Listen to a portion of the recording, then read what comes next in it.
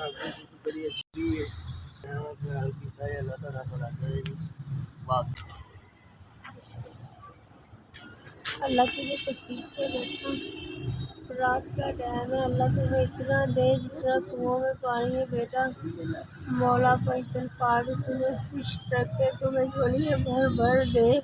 मालिक शहनशाह आपको रिज़्क़ रोटी दवे। मालिक शहनशाह करम करे आप पे, मेहरबानी आपकी बहुत बहुत बारिश रखे। अल्लाह माड़ों का ख्याल कर रहे हैं आप लोग, मेहरबानी आप लोग।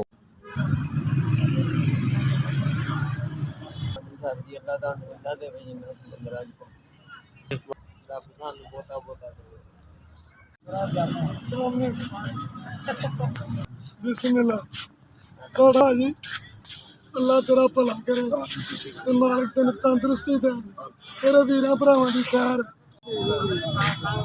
बड़ी खैर करे लंबी जिंदगी करे तुहाडी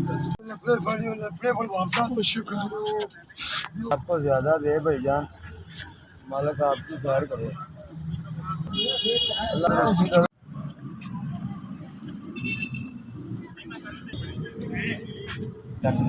मेहरबानी।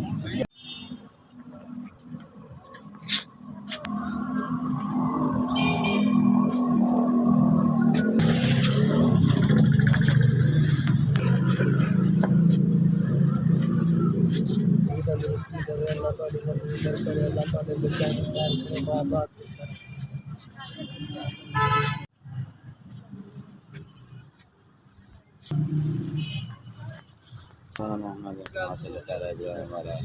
सब का भला करे तला सब तक भला करे तला सब